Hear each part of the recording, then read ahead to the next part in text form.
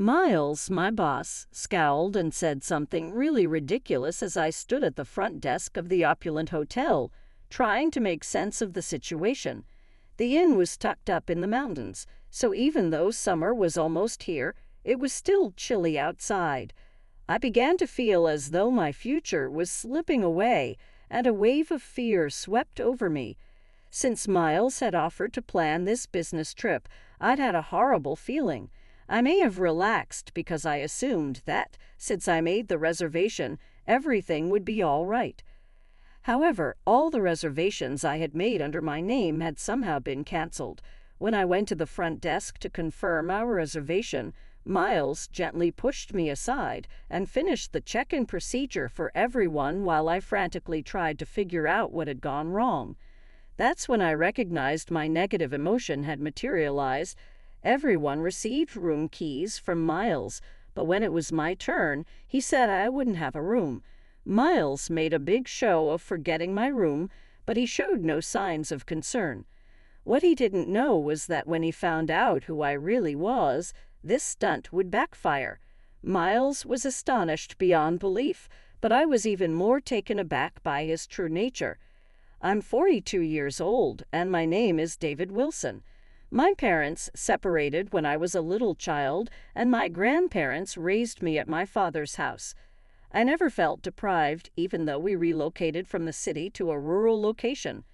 I never quite fit in at my new school, though, and a lot of my classmates made fun of me for my unusual living arrangement. Nothing changed, not even in high school, and I had to skip school a lot because of people's critical looks.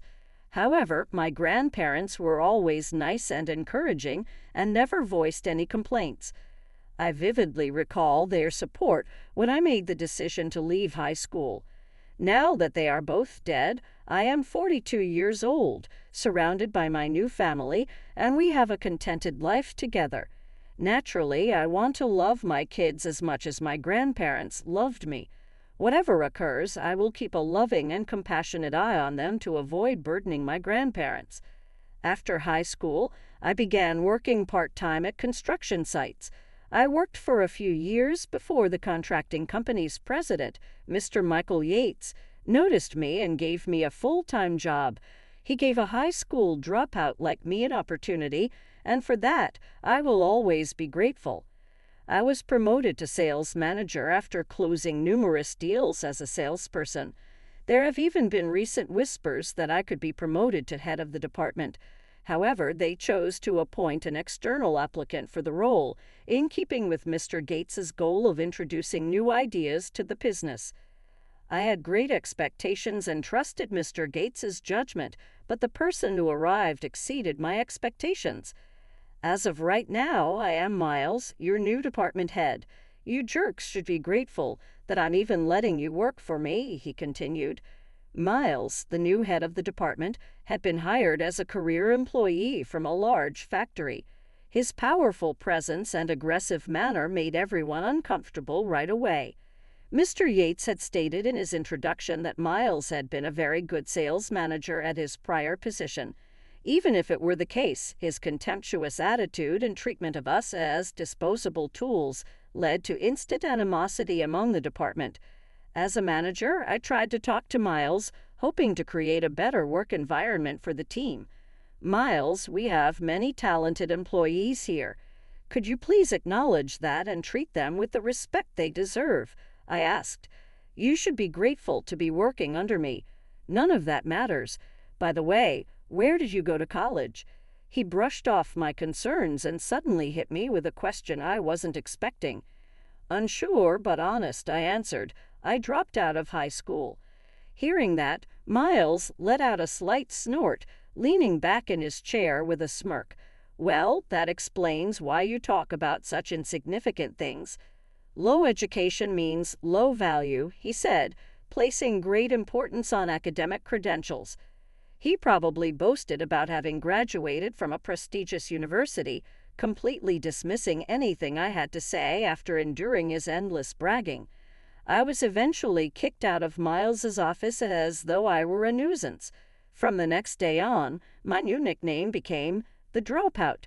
Miles seemed to find pleasure in mocking my lack of education, even publicly ridiculing me in meetings attended by all department managers and above. Until Miles showed up, no one at the company had ever judged me based on my education. Everyone evaluated me based on my work ethic and results. That's why, despite my background, I was able to focus on my job, and even now, there were far more people in the company rooting for me than for Miles. Jealous of my growing success, Miles began to find amusement in harassing me. He shoved all the tedious, time-consuming tasks onto me, and before I knew it, my desk was buried under an ever-growing pile of paperwork. The stack of documents was so high it looked like it could collapse at any moment. "You're supposed to be competent, right? A high school dropout should at least be able to handle these easy tasks, don't you think?" Miles taunted. On top of that, he even dumped his own work on me, leaving me with no time for my actual responsibilities. This led me to make simple mistakes, like missing deadlines. "See, a dropout can't even handle the easy stuff," he'd say with a smug grin before throwing more snide comments and heading out of the office right on time, leaving me to work late into the night. It wasn't unusual for me to get home after midnight due to all the overtime. Exhausted and sleep-deprived, I was starting to become mentally unstable. Miles always acted arrogantly in front of me. However, I often caught him sucking up to the high-ups and executives. Each time it seemed like he was spreading rumors that I was incompetent. I figured that denying the rumors would just sound like excuses, so I focused on proving myself through my work. After a few weeks, the harassment stopped, and I could finally handle my workload without issues. But I couldn't shake the feeling that it was the calm before the storm. Sure enough, I soon heard that Miles was in charge of this year's company trip. It seemed he had volunteered in an attempt to curry favor with the executives. A few days later, when he still hadn't come up with a travel plan, Miles suddenly demanded that we, the employees, come up with ideas. His unreasonable order left the entire department silent. Frustrated, Miles began shouting angrily, "Doesn't anyone know of a good place? What a bunch of useless, low-educated idiots." His temper worsened by the day, and soon his frustration was directed squarely at me. "Hey, dropout, you've had an easy life with nothing to do, so surely you know of a nice place, right?" "Well, I'm not good at anything besides work," I replied. Miles clicked his tongue loudly and stormed off, his footsteps heavy. Although I had a suggestion in mind, I hesitated, worried it might cause trouble for the inn, so I kept quiet. As the days passed, Miles still couldn't make a decision, and his mood grew even darker. "If we're going on a company trip, I know a luxury inn in the neighboring prefecture that offers good rates," I muttered to myself one day in the break room, "but I'm not keen on recommending it." Miles suddenly appeared out of nowhere and spoke up. "The luxury inn you mentioned, are you talking about this one?" He slapped a brochure for the inn in front of me, his grin widening as he stepped closer. "If you've got connections to get a good rate at this inn, then you'd better make the reservation." The inn Miles referred to was indeed the one I didn't want to recommend. The budget we had wouldn't cover accommodations for everyone, no matter how I crunched the numbers. There was a way to make it work within the budget, but I worried that Miles's behavior might cause problems for the inn. I tried to act like I'd forgotten, but Miles pestered me daily to make the reservation. "Hey, you made the reservation, right?" he'd ask, smirking. Worn down by his persistence, I reluctantly made the reservation for the whole group. "Yes, I've made the reservation. I also received the cost estimate and some guidelines from the inn, so please review them." I handed him the documents from the inn, and Miles snatched them from me with a sly grin. I wasn't sure what he was planning, but since I had made the reservation myself, I figured it would be fine. Miles quickly started organizing the trip, but as he left, I had a feeling he was smirking at me. When I turned around, I caught Miles giving me a sideways glance, shooing me away like I was a nuisance. A cold chill ran down my spine, and an unsettling sense of fear gripped me. I couldn't stop shaking. On the day of the trip, Miles confidently took charge from the start. However, the sightseeing spots he had chosen were unimpressive, and the reactions from the group were lukewarm at best. Sensing the underwhelming mood, Miles suddenly pinned the blame on me. We went to the places suggested by a dropout, and they were all mediocre and half-baked. Frustration building, Miles went out of his way to paint me as the bad guy. I knew I should never listen to a dropout's advice, but don't worry, everyone, I chose the inn, so you're in good hands. That wasn't true. Miles picked the sightseeing spots, but I had arranged the inn. I protested, but complaining wouldn't do any good, so I kept silent. Cold stares were directed at me when we arrived at the inn. When I tried to check in, I was told there was no reservation under my name. The receptionist, clearly flustered, double-checked the booking ledger only to find that all the reservations I had made had been canceled. As I frantically kept asking for confirmation, Miles stepped in with a smug smile and shoved me aside. "The reservation is under Miles," he said. The receptionist, relieved that Miles's name was on the reservation, processed it, but something still felt off. Miles then began handing out room keys to everyone, but one key was missing. "This isn't everyone, right? Where's my room?" I asked, confused. Miles smirked and mockingly fed me pity. "Oh, right, sorry about that, but I forgot to reserve a room for the high school dropout." "What do you mean?" I asked. When I checked with the receptionist, it turned out that the reservation had been changed a week ago, just in time to avoid any cancellation fees. Apparently, after I had secured the reservation, Miles had rebooked it under his name and deliberately reduced the number of rooms. "If I don't have a room, what am I supposed to do?" I asked. Though summer was approaching, the mountain air around the inn was still cold. As I panicked, Miles placed a hand on my shoulder and said something nonsensical, clearly mocking me. "Drop out, sleep outside. It suits your low education, doesn't it?" The reception staff were visibly alarmed by Miles's bizarre behavior, but given that this was a popular luxury inn, it was already fully booked. There was no way to free up another room at the last minute. My shoulders slumped and a sense of hopelessness washed over me. The receptionist, now pale and panicking, scrambled to handle the sudden situation. However, I couldn't shake the bad feeling I had.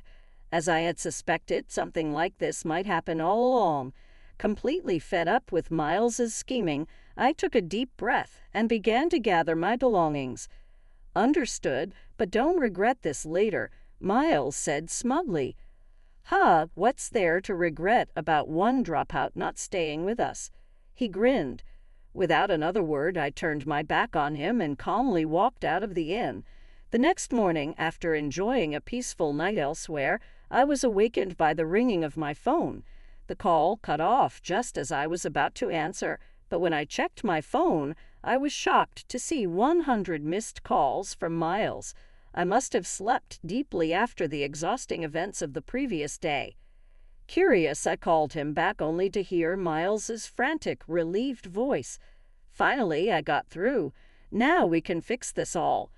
All of Miles's usual arrogance was gone. Still half asleep, I casually asked, "What's the issue? What's the matter this early in the morning?" "What do you mean? What's the matter? You must have done something. Take responsibility."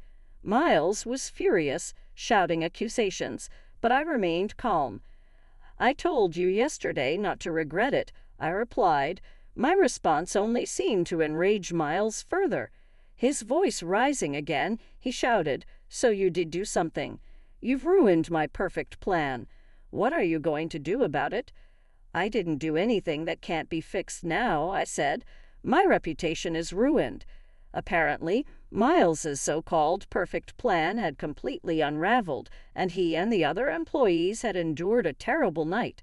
First, The luxury inn's highly anticipated gourmet dinner never arrived, and everyone had to buy their own food from a nearby convenience store. Meanwhile, I had spent a relaxing night at a nearby hot spring facility. Miles had been trying to call me all night, but I stuck through it, unaware of the chaos that explained all the missed calls. To make matters worse, the breakfast buffet, which was supposed to feature local delicacies, wasn't served either. Miles was being blamed for everything.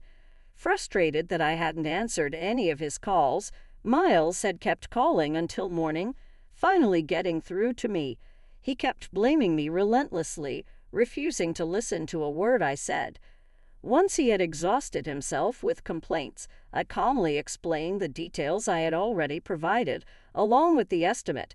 I believe the note I gave you mentioned that if the reservation was made under a name other than mine, the standard rates would apply. "What's that paper?" he asked. "Oh, that one. But who actually reads that stuff?" "I did remind you to go over it carefully, didn't I?" I replied. I had made it clear that the reservation was made at a special discount through my connections. However, it was clearly stated that if the booking was made under a different name, it would only cover basic accommodations without meals. Despite this, Miles still refused to accept the situation and kept blaming me. But nothing about the situation was going to change.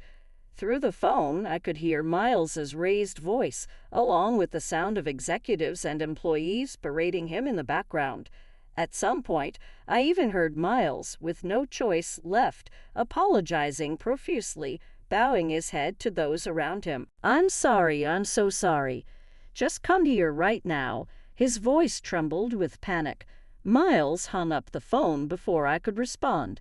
When I reluctantly returned to the inn, I saw Miles sitting uncomfortably on his knees, surrounded by a crowd at the front desk. "Good morning. Sorry to keep you waiting. Why didn't you answer my calls? Where were you? And what were you doing last night?" Miles suddenly jumped up from his kneeling position, but his legs had fallen asleep, and he immediately collapsed. Still, he glared at me with a furious expression, as if ready to pounce at any moment. The sight of Miles, pitiful and ridiculous, drew soft laughter from those around us. Blushing from embarrassment and clearly flustered, Miles grew more erratic, and I felt a bit sorry for him. As I began explaining how I had spent the previous night, I said, "I stayed at a nearby campground." "A campground? Where the hell is that?" Miles demanded. "It's about a 20-minute walk from here.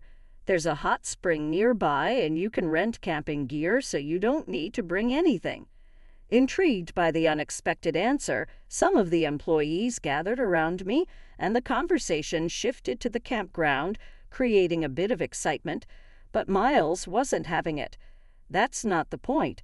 Why wasn't there any food served? You must have sabotaged things out of jealousy because I'm more educated than you." Miles's angry shouts echoed through the lobby.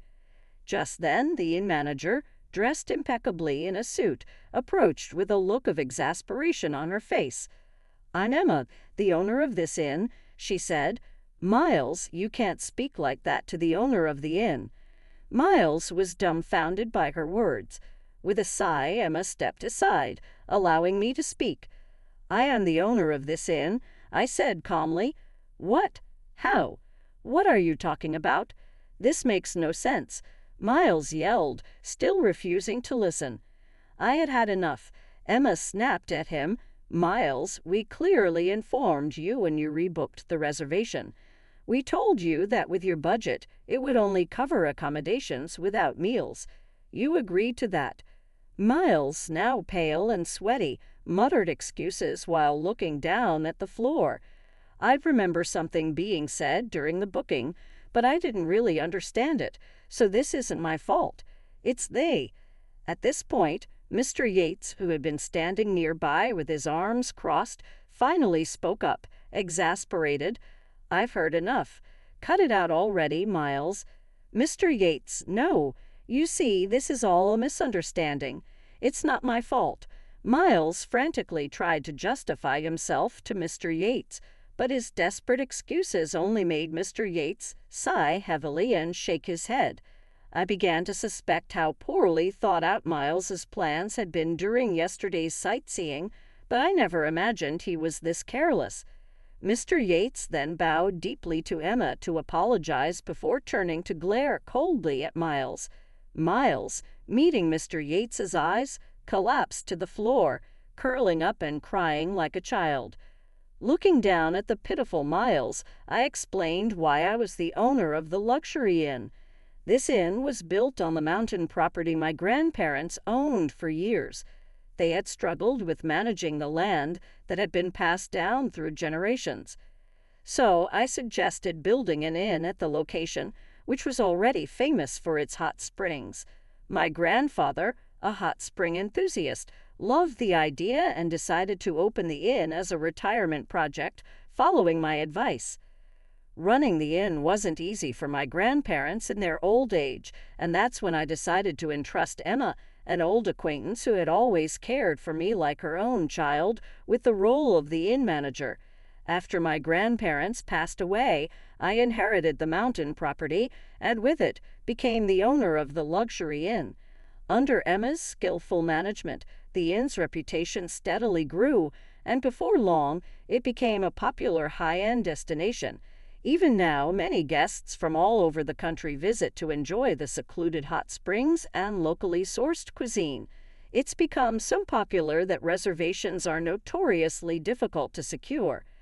By the way, the campground I mentioned earlier was something my grandfather started as a hobby. Growing up with the mountains as my playground, I would often escape to the campground whenever I had free time to enjoy some peace and solitude. Of course, the management is handled by acquaintances, so I don't have to get involved directly. I had only thought of the campsite as a backup plan, but I never imagined I'd actually be left out and have to use it.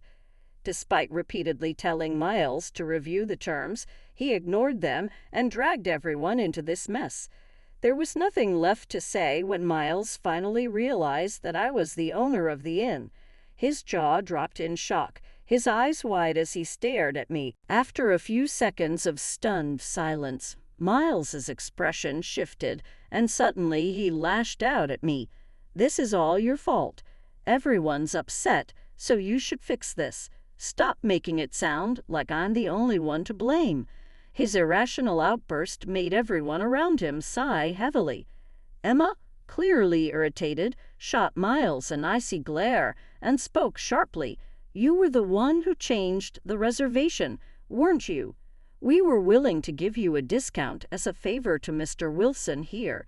I'm his boss, and we're not going to go out of our way to treat someone who disrespects Mr. Wilson with kindness." Miles, overwhelmed by Emma's sharp words, turned pale and began trembling in fear, falling silent.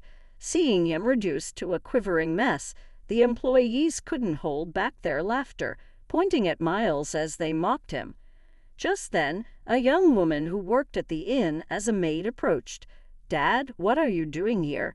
she asked, surprised. "Wait, Rachel, is this the troublesome dad you mentioned before?" The young woman who had called Miles Dad was Rachel, a maid working at the inn. To my surprise, Rachel turned out to be his daughter. Startled by this sudden revelation, Miles quickly straightened his posture and averted his gaze, pretending not to know her. "Dad? No, I don't know what you're talking about. I'm not your father," he stammered. "Father, you wouldn't want your daughter to see you in such an embarrassing situation, would you?" I muttered. At that, Miles suddenly stood up and rushed toward me, clearly agitated. "I told you I'm not her father," Miles snapped, trying to shut me up, but his blatant behavior was becoming more and more uncomfortable to watch. Come to think of it, I suddenly remembered something. Ever since the company trip was first mentioned, Miles had been holding onto a brochure for this inn. Could it be that Miles had wanted to come here from the start, just to see his daughter? That suspicion quickly turned into certainty. "Could it be that you wanted to come here because your daughter works at this inn?" I asked. "Stop it. Don't say unnecessary things." Miles now looked red-faced with embarrassment, desperately trying to shut me up, but his efforts were clumsy and ineffective. Mr. Yates, who had been silently observing Miles's actions, gently placed a hand on his shoulder and nodded as if he understood everything. Miles's face scrunched up with shame, and he curled up, muttering to himself, clearly at a loss and unable to keep his composure. Emma stifled a laugh as she addressed Miles, trying to impress your daughter. Maybe you should start by listening to what people have to say. Rachel seemed to realize from the situation that Miles had caused trouble by going overboard. Her face turning red and tears welling up, she bowed deeply to us, clearly embarrassed by her father's actions. I don't know what to say. I'm so sorry. My father always tries to show off in front of others, but he always ends up failing like this, she said. As Rachel spoke, clearly embarrassed, we all nodded and understood. It made sense. If someone like Miles, who never listens and always acts unilaterally, was your father, you'd have your fair share of embarrassing stories. Miles tried to stop his daughter from apologizing, but Rachel blared at him with tears in her eyes. I thought I'd finally gotten away from you. You're the worst, she said. With those words, Rachel looked down and began to cry. When we asked for more details, we learned that Rachel had started working at the end to escape from her father. As much as I had been annoyed by Miles, I couldn't help but feel a little sympathy when I realized that this trip was his desperate attempt to see his daughter, even if only as a guest. Miles, now more dejected than I had ever seen him, collapsed onto the floor, utterly defeated. Feeling a bit sorry for him, I decided to offer a small compliment. You know, your father just tried a little too hard today. Besides, isn't he supposed to be highly educated and a very capable man? Rachel looked surprised at my words, but then, as she revealed the truth, we all exchanged bewildered glances, stunned by what she said next. That's not true. My father's just a show-off. Half of what he says about his education is practically a lie. According to Rachel, while Miles did graduate from a prestigious university, it took him 3 attempts to get in. Even then, he struggled to pass his courses, repeating several years. In fact, it took him over 5 years of repeated failures before he barely managed to graduate. We were all left speechless, our mouths agape, as we learned the truth about Miles's so-called prestigious education that he had been so proud of. Miles had always been a firm believer in academic superiority, constantly belittling me for being a high school dropout. But after learning about his rather unfortunate and wasted 20s, I found myself at a loss for words. Miles, now realizing that his secret was out, covered his face, his ears turning bright red with shame as he curled up even smaller. Shortly after we returned from the company trip, Mr. Yates investigated Miles' past. It turned out that much of Miles' resume was exaggerated, if not outright false. At his previous company, Miles had also championed academic superiority, but in reality, he had advanced by taking credit for others' achievements and presenting them as his own. He repeated this pattern at every job, including at the major manufacturer where he last worked. His brief stint as sales department head was considered a dark chapter in the company's history. His tenure there lasted only about 3 months before his true nature was revealed, and he was swiftly fired. Upon discovering Miles' true nature, Mr. Yates considered firing him, fearing that his presence could harm the company's performance. But out of mercy and hope for his reformation, he decided instead to demote him to a regular employee. No longer a department head, Miles became a pariah, treated as an outcast by his peers. With Miles demoted, Molly recommended me for the position, and I was promoted to department head. While I felt embarrassed by the promotion, I also felt a strong sense of responsibility to live up to my team's expectations. As for Miles, now just a regular employee, he continued to carry himself arrogantly, but was utterly incompetent. In fact, he was more of a burden than anything, contributing nothing of value to the team. It was shocking how truly incapable he was. As I struggled with how to handle the situation, I thought of Rachel. I decided, as a last-ditch effort, to ask her if Miles had any strengths or hidden talents. What she told me was completely unexpected. "I'm so sorry my father's so useless, but when it comes to the outdoors, he's surprisingly capable. In fact, he's really good at it." According to Rachel, the reason Miles kept failing in college was his passion for camping. He was such an avid camper that he spent most of the year at campsites, and even now, he still goes out camping from time to time. As a fellow camper, this piqued my interest. At the same time, I remembered a project I had been struggling with for some time. It was a request to find a way to repurpose an abandoned school in a rural area. The plan was to remodel the school into a campsite and lodging facility, but the project had stalled because we couldn't find a suitable manager. That's when I thought of Miles for the role. The following year, the remodeled campsite, built from the old school, was completed. I decided to have Miles work there as the facilities manager. To everyone's surprise, the facility quickly became a hit, with Miles's outdoor workshops becoming especially popular. His extensive knowledge and experience in the outdoors, something he proudly claimed to be unmatched, proved true. Miles's survival skills, many of which even I didn't know, became widely talked about for their potential use in disaster relief situations, attracting media attention and even TV interviews. For the first time in his life, Miles, now frequently relied upon by others, was moved to tears, saying he had never felt so valued. Rachel, drawing on her experience as a maid at the inn, also began helping manage the facility alongside her father. While Miles was eager to show his daughter how capable he was, it seemed that Rachel kept a close eye on him to ensure he didn't get carried away. Life is full of surprises, and we never know when or where our past experiences will come in handy. These days, I find myself envying Miles for possessing something beyond academic achievements. As for me, I plan to focus on preserving the nature my grandparents left behind and think about what legacy I can pass on to the next generation.